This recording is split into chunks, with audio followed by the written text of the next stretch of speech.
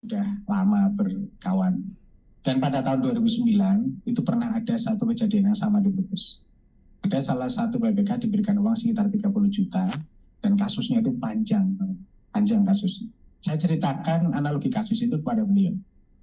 Apakah jenengan tidak pernah belajar dari menjadi penyelenggara pemilu? Dengan mendapatkan uang itu, harta panjenengan, rumah, apa harus bisa habis semua. Saya sampaikan begitu. Beliau menyadari dan beliau juga ketakutan. Setelah itu, tidak berselang lama, saya komunikasi dengan 5 komisioner KPU. Dalam setiap komunikasi saya menanyakan terkait dengan uang, dan yang minta untuk uang itu akan ditarik. Karena setidaknya saya 5 tahun di Bawaslu, saya cukup tahu terkait dengan dampak dari pembagian uang itu. Terkait dengan TSM.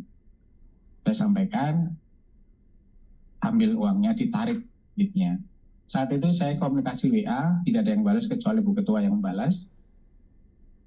Kemudian Bu Ketua membalas, saya suruh ke kantor, ke KPU malam hari itu. Saya pikir ngapain malam hari saya ke KPU.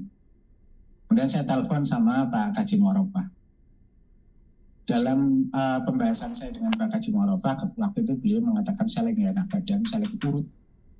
Tapi beliau alhamdulillah masih menanggapi telepon saya. Ada 2 poin yang saya sampaikan ke beliau. Yang pertama adalah terkait dengan pembahasan penyobekan surat suara di Desa Mundu, Kecamatan Tanjung. Ada sekitar 200 surat suara Pilpres yang disobek oleh kalau salah sama PPS. Saya sampaikan, saya berikan saran kepada Pak Jimoropa, saya sampaikan. Bagaimana kalau 6 TPS itu tersebar 6 TPS itu di PSU saja. Itu saran saya sebagai teman, di PSU saja. Soalnya kita nggak tahu dampak nantinya. Kalau seandainya nanti itu ternyata dihitung ulang di PPK, ada persoalan di TPS-TPS tersebut, dihitung ulang, maka konsekuensinya akan jadi berat.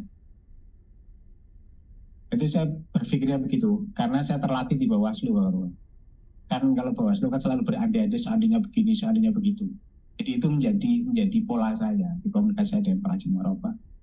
Terus yang kedua, saya tanyakan terkait dengan persoalan pembagian uang ke Pak Haji Muarofah. Beliau menyampaikan tidak dengan tegas bahwa beliau tahu.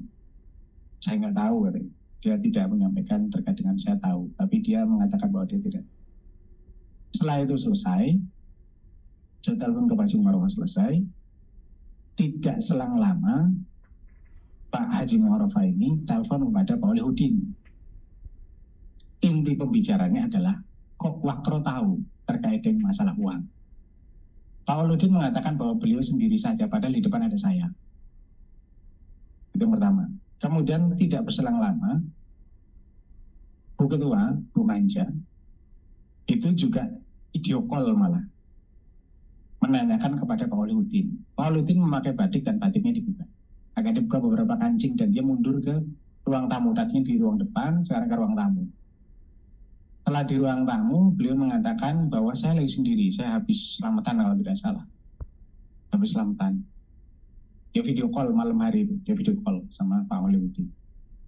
Nah setelah kegiatan itu, saya sampaikan ke Pak Olehudin, dan tidak selang lama ada PPK Tanjung yang namanya Mas Yosi Imanullah, anggota PPK Tanjung, yang sekarang juga masih